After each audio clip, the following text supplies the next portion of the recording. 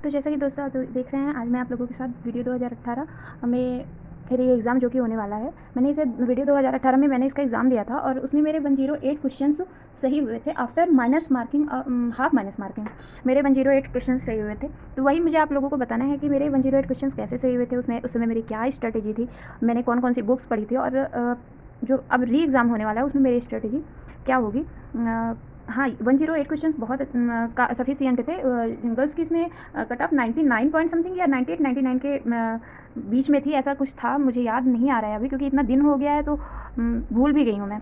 और इसकी ओएमआर भी मेरे से गायब हो गई है, नहीं तो मैं आप लोगों को प्रूफ देती कि मेरे इसमें क्वेश्चंस कितने आए हैं, क्योंकि इलाहाबाद में कई बार रूम चेंज करना और फिर इसी में शादी हो जाना, तो इन सब से मेरे सारे कई डॉक्यूमेंट्स और कई चीज़ें इधर उधर हो गई हैं। फ़िलहाल कोई बात नहीं। इसमें क्या कहा गया है कि ये तो कोर्ट में मैटर चला गया फ़िलहाल कि इसमें कई लोगों ने पैसे दिए हैं, जो भी फ़िलहाल मैं जानती हूँ, मैंने बहुत ईमानदारी से ये पेपर दिया था और अगर मेरे साथ ऐसा कुछ मुझे करना होता तो शायद मेरे और दूसरे एग्ज़ाम्स ना निकलते। फ़िलहाल कोई बात नहीं, ये बात की बात है। हाँ, तो ये मेरे मार्क्स कैसे आए, मैंने उसमें क्या स्ट्रेटेजी अपनाई थी, उस समय मेरी तैयारी कैसी थी, वो सब मुझे आप लोगों के साथ शेयर करना है। तो जैसे कि आप लोग जानते हैं, वीडियो का एग्ज़ाम का सिलेबस तो आप लोगों को पता ही होगा, और अगर आप लोगों के पास नहीं है तो आप लोग कहीं से भी, या अगर आप लोगों को नहीं होगा तो आप लोग मुझे बताइएगा, मैं कमेंट ज़रूर करिएगा। आप लोग कमेंट करेंगे तो मुझे पता चलेगा कि हाँ, मेन प्रॉब्लम है कहाँ, तो इससे मुझे पता चलेगा और मैं और चीज़ें ऐड करती जाऊँगी। अगर ऐसा कोई दिक्कत है आप लोगों को नहीं मिल रहा है तो मैं कल जो भी अगले दिन मैं वीडियो डालूँगी, मैं उसमें ज़रूर डाल दूँगी और आप उसका स्क्रीनशॉट लेकर के निकलवा ज़रूर लीजिएगा वो सिलेबस। क्योंकि किसी भी एग्ज़ाम को देने से पहले हमें ये पता होना चाहिए कि उसका सिलेबस क्या है, उसमें ऐसे कौन-कौन से पॉइंट्स हैं जो हमारे वीक हैं और कौन-कौन से पॉइंट्स ऐसे हैं जो बहुत ही ज़्यादा मजबूत हैं। तो यही काम मैंने उस समय में किया था। इसमें जैसे कि आप लोगों को पता ही होगा, रीजनिंग आती है 50 क्वेश्चंस, जीएस आती है 50 क्वेश्चंस और हिंदी आती है 50 क्वेश्चंस। तो पहले से ही मैं एसएससी वगैरह की तैयारी कर ही रही थी, तो मेरी रीजनिंग बहुत बहुत क्या, ठीक है, हाँ, नॉर्मल थी। मुझे कॉन्फिडेंस बहुत था कि हाँ, मेरा रीजनिंग में क्वेश्चंस नहीं गलत होंगे। सब बोल भी रहे थे उस समय कि रीजनिंग बहुत टफ आई थी या जो भी, बहुत समय लग गया। मेरे साथ फ़िलहाल ये चीज़ नहीं हुई थी क्योंकि मुझे थोड़ा रीजनिंग में कॉन्फिडेंस रहता भी है। तो मुझे ये पता था कि रीजनिंग चाहे जैसे भी आएगी, मुझे 40 प्लस, और जो स्ट्रिक्टली मैंने अपना बनाया था वो ये था कि मुझे 45 क्वेश्चन तो सही ही करने हैं और 40 के नीचे तो जाना ही नहीं है। 40 और 45 के बीच में ऑसिलेट वेरी कर सकता है, उससे कोई दिक्कत नहीं थी। तो ये था और मैंने इतने क्वेश्चन सही भी किए थे, मेरे इतने क्वेश्चंस आए भी थे वीडियो के एग्ज़ाम्स में। तो ये था मेरा, मैंने इसके लिए जो भी मैंने स्ट्रेटजी बनाई वो मैं आगे आपको, इसको इतने मार्क्स लाने के लिए ऐसा नहीं स्ट्रॉन्ग था तो मैंने इस पर फोकस नहीं किया। मेरा यही हर एग्ज़ाम का मेन यही होता है स्ट्रेटजी की, जो मैं एग्ज़ाम दूँ उसमें जो मेरा पॉजिटिव या जो स्ट्रॉन्ग पोर्सन है मैं उस पर और वर्क करूँ, जिससे जो मुझे आते हैं वो क्वेश्चन गलत ना हो, और जो वीक पॉइंट है उस पर मैं समय, ऐसा नहीं कि मैं उस पर देती नहीं हूँ, लेकिन हाँ, ज़बरदस्ती का नहीं देती हूँ। और खासकर एग्ज़ाम टाइम में अगर कोई चीज़ छूट गई है या मुझसे रह गई है तो ये नहीं कि मैं उसे उठा के पढ़ने लगती हूँ, जो स्ट्रॉन्ग है उसको मैं और स्ट्रॉन्ग बनाती हूँ। तो यही चीज़ हुई थी। तो रीजनिंग को मैंने रीजनिंग की भी मैंने प्रैक्टिस की थी। फिर जीएस में मुझे याद तो बिल्कुल भी नहीं है कि मैंने जीएस में कितना स्कोर किया था, क्या है। हाँ, लेकिन जीएस का मैंने कैसे पढ़ाई किया था कि जीएस में मैंने कुछ खास ऐसा बहुत ज़्यादा ब्रांडेड जो बुक्स होती हैं, पब्लिकेशंस, मैंने उस पर कुछ भी ध्यान नहीं दिया। जैसे बच्चे होते हैं तैयारी करना शुरू करते हैं तो बड़ी बड़ी बुक्स लेकर के बैठ जाते हैं कि हाँ, उनका मेन वो अपना एम भूल जाते हैं कि हाँ, उनको एग्ज़ाम निकालना है, वो मास्टर्स फिर पर्टिकुलर सब्जेक्ट में बनना शुरू कर देते हैं। तो मैंने ये काम बिल्कुल भी नहीं किया। मैंने सिंपली एक करंट अफेयर मैं ऑनलाइन पढ़ती थी, जो भी यूट्यूब पे आता था मैं उसे नोट डाउन कर लेती थी, और मेरा करंट अफेयर मैक्सिमम हर एग्ज़ाम का ऐसे ही तैयार होता है। मैं पत्रिका वगैरह बहुत कम लेती हूँ और ऑनलाइन ही मैक्सिमम चीज़ें मैं पढ़ती हूँ। तो ये था, मैं करंट अफेयर वहाँ से पढ़ाई की मैंने। और फिर करंट अफेयर भी मैंने 3 सेक्शन में, जैसे इंटरनेशनल, फिर नेशनल, फिर यूपी स्पेशल, इसमें ऐसा ही आ रहा है। यूपी के जितने भी एग्ज़ाम्स हैं उसमें यूपी स्पेशल तो क्वेश्चंस बहुत आ ही रहे हैं, जो कि फैक्ट वाले क्वेश्चंस हैं, प्लस करंट अफेयर भी यूपी के बहुत आ रहे हैं। तो उस समय भी ऐसा ही था, ऐसे ही क्वेश्चंस आते थे। तो मैंने ऐसा 1-2 एग्ज़ाम्स हुए थे 2018 में, तो मैंने उसका देखा था पेपर, तो इस वजह से फिर मैंने इसका बनाया ऐसे स्ट्रेटेजी। और 3 पार्ट में मैंने करंट अफेयर को डिवाइड किया, और जो खेल और ये सब होता है पोर्शन, मैंने इसको अलग से तैयार किया था।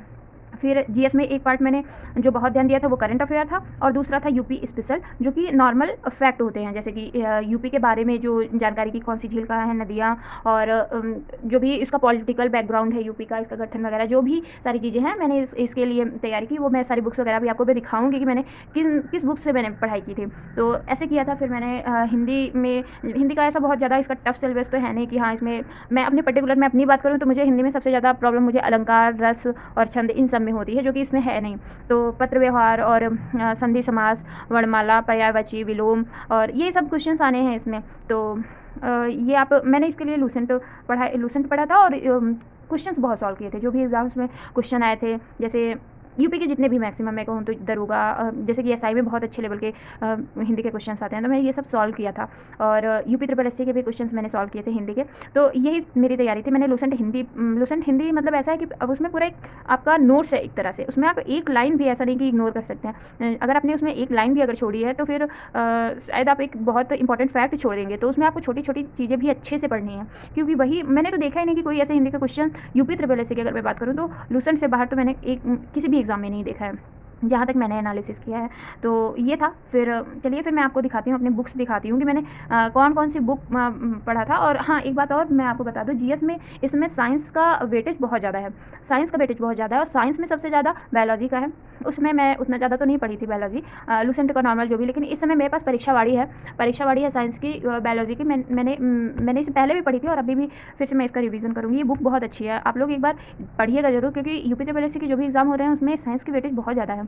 तो पहला बुक जो साइंस का मैं प्रेफर करती हूँ, मैं इसे करती हूँ। मैंने इसे अभी आपके पास एग्ज़ाम भी है, आप छोटे छोटे नोट्स बना करके, खासकर ह्यूमन बॉडी में जो डिजीज़ वगैरह है और ह्यूमन बॉडी लाइक ब्लड हो गया, हार्ट हो गया, किडनी हो गई, ये सब बहुत इंपॉर्टेंट टॉपिक होते हैं। इनको तो आप बहुत ही विस्तृत इनका आपके पास ज्ञान होना चाहिए।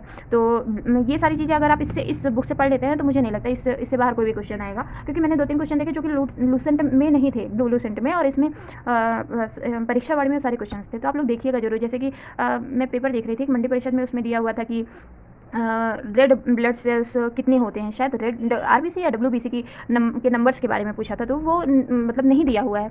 तो ये सारे क्वेश्चंस तो मैंने देखा 2-3 क्वेश्चंस ऐसे थे जो उसमें नहीं थे, तो वो सारे क्वेश्चंस आपको इसमें मिल जाएंगे। और अगर कोई फैक्ट छूटता भी है ना, तो आप इसके हर चैप्टर के पीछे जो क्वेश्चन दिए हुए हैं सारे टॉपिक वाइज पर, हाँ टॉपिक वाइज दिए हुए हैं, आप उसको सॉल्व कर लेंगे। मुझे नहीं लगता इससे बाहर की साइंस कहीं से भी आएगी। तो ये पहली बुक है जिसको मैं सबसे पहले बता रही हूँ आप लोगों को। फिर उसके बाद है जीएस के लिए मैंने जैसे कि सबके पास ही होगी ये लुसेंट तो सबके ही पास होगी, इसको मैंने पढ़ा था।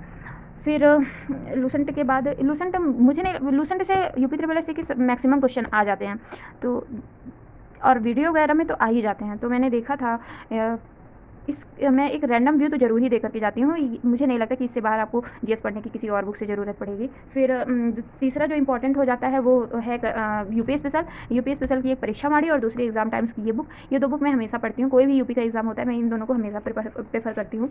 तो ये इतनी बुक हो गई। फिर उसके बाद में हिंदी की अगर बात करूँ तो ये आप देख रहे हैं मैं इसे इतना पढ़ डाली हूँ कि इसके मेन कवर भी फट गए हैं। तो हाँ, तो मैं लुसेंट हिंदी आप लोग देख लीजिए पीछे का कवर देख लीजिए, नहीं तो आप कहेंगे मैंने कोई दूसरा दिखा दिया। लुसेंट पब्लिकेशन देख लीजिए आप लोग ध्यान से।